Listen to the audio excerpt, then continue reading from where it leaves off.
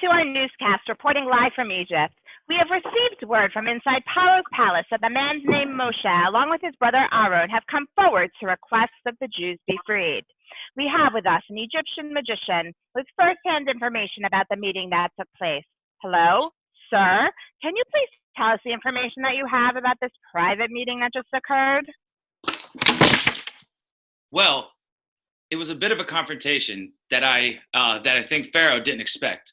Moshe and Aaron demanded that Pharaoh let the Jewish people be free and worship some kind of invisible god. They tried to make their case with Aaron throwing down his staff and becoming a snake, but that was no big deal. Us magicians threw our own staffs down and did the same. Turning a staff into a snake is one of the oldest tricks in the book. Didn't faze us one bit.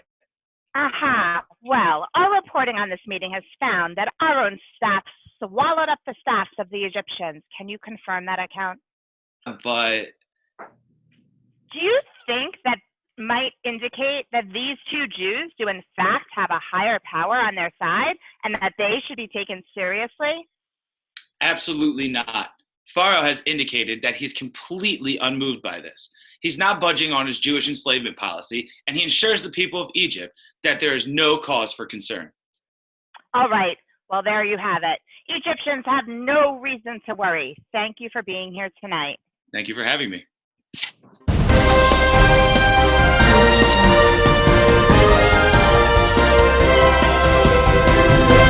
Back to our newscast this morning, where we are seeing quite the fascinating event taking place at the Nile River. Eyewitnesses tell this news agency that the Nile has turned completely to blood. For more on this, we've reached out to local fishermen to hear his accounts. Good morning. Please tell us what you saw. Good morning. So, let me tell you, I was just about to head out on my usual route on the Nile River when I saw those two Jewish guys, Moshe and Aaron. And they were together.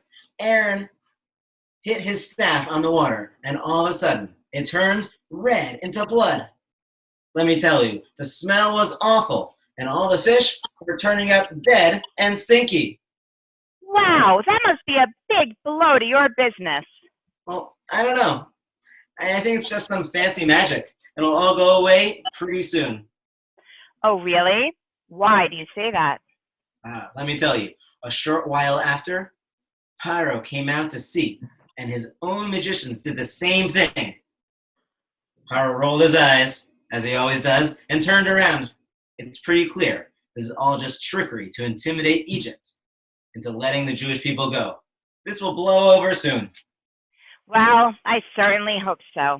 Thanks for joining us. I hope you get back to your fishing soon. I'm sure I will. Well, thanks for having me on.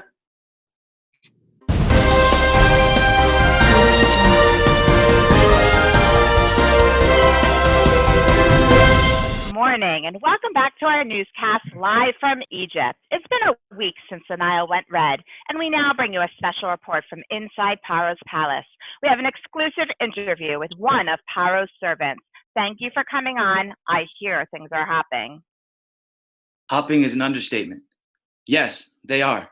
This morning, when Pharaoh woke in his bed, there were frogs on his bed. Frogs on his head, frogs on his nose, frogs on his toes. There were frogs here, frogs there. There were frogs everywhere.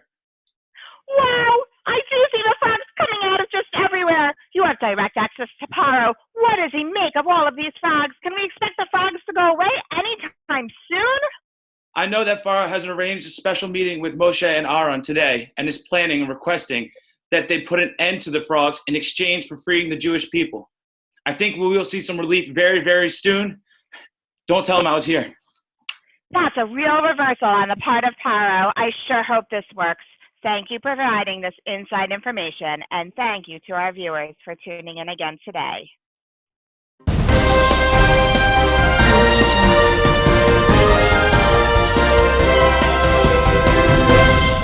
Evening, and welcome back to our newscast live from Egypt.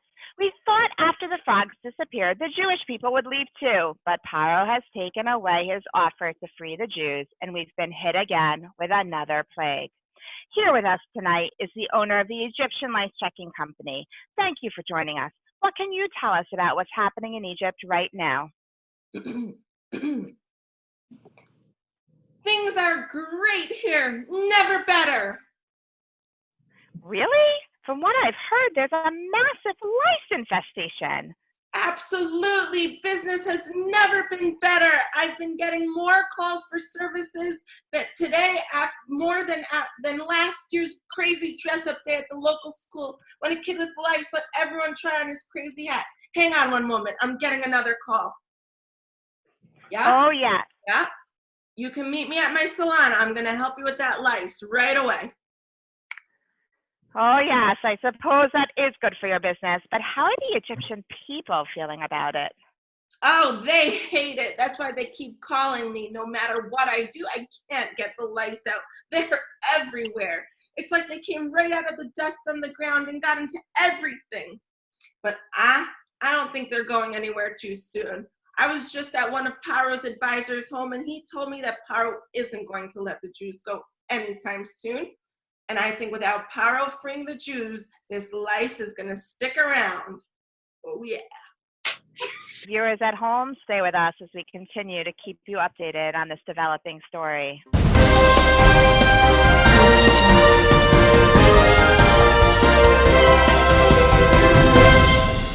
Welcome back this morning. Today we are reporting from Goshen, the area where the Jewish people live in Egypt. With the latest plague of wild animals having just been delivered upon Egypt, I have here a Jewish slave to get his perspective on all of this. So please tell us how the citizens of Goshen are faring with all of the wild animals around. Wild animals? What wild animals?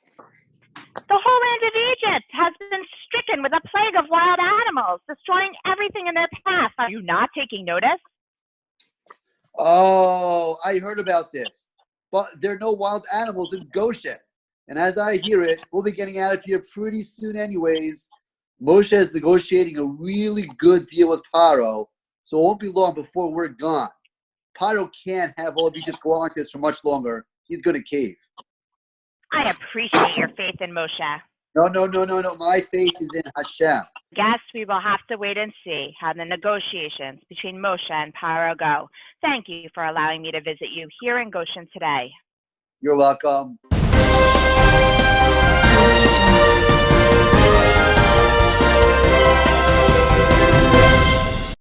Back to our news report. I apologize for the case of the boils, and I certainly couldn't be seen on TV with such a horrible skin condition.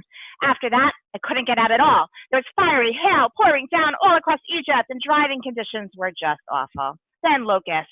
I was swatting away everywhere and could barely see, looking at the locust plague in Africa on YouTube, and you'll see what I'm talking about.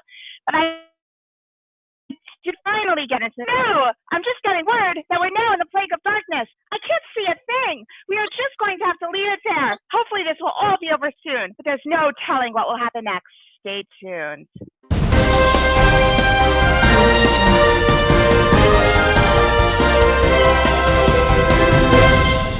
It's good to be back reporting and able to see.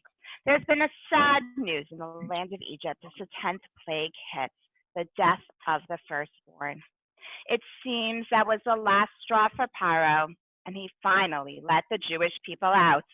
Phew. For more on this, I take you to our field reporter who is following the Jewish people in their escape. She is with them just on the other side of the Yam Suf, the Red Sea. Hi there. I'm sorry, it's a little hard for me to hear you. The crowds here are just going wild. Everyone is singing the latest and greatest hit, Az Yashir. Women are dancing. They've got their tambourines out. It's a huge celebration. Yes, I hear them all in the background. I understand the Jewish people have been led out of Egypt, but what was it in particular that led to this enormous outpouring of song? Well, it was a real sight to see and an absolute nail-biter. Paro finally let the Jewish people go, and the Jewish people were in a real hurry to get out. They didn't have time to pack any good snacks for the road. They just took these flat things called matzah, bread that has no time to rise. I think I even saw some Jewish people baking matzah on their backs as they fled. Anyways, you know Paro, he is really wishy-washy with his decisions. So just as the Jewish people started to flee, he and his men with the chariots and horses chased after the Jewish people. The Jewish people were in the lead, but they got to the Red Sea, and I really thought that's when it was going to end. The sea was in front of them. The Egyptians were in back of them. There was nowhere to go. But then Moshe stretched out his arm over the sea, and a guy named Nachshon jumped into the water, and the sea totally split for the Jews to cross. Wow, what a miraculous occurrence. Did the Egyptians just give up at that point? No. While the Jewish people made it all the way across, the Egyptians continued to chase after them. But once all the Jewish people were out of the way, Moshe stretched out his arm again, and the water flooded back over the Egyptians, and that was the end of the pursuit. The Jewish people were free. Wait a minute. Does that mean that Paro drowns with the rest of his army? Surprisingly, no. Paro didn't pursue the Jewish people all the way into the water. He stayed behind and saw the whole thing happen. I think he's learned his lesson not to mess with Hashem and the Jewish people. I'll tell you something, this was an amazing experience. People are going to be talking about this and telling the story for generations. I think you're right about that. Thanks for your on-the-site reporting in the field. You're welcome. I can't wait to report on the rest of the Jewish people's journey and see what will happen next. Me too. And with that, we'll close out this broadcast. From Egypt, we wish you a Chag Sameach.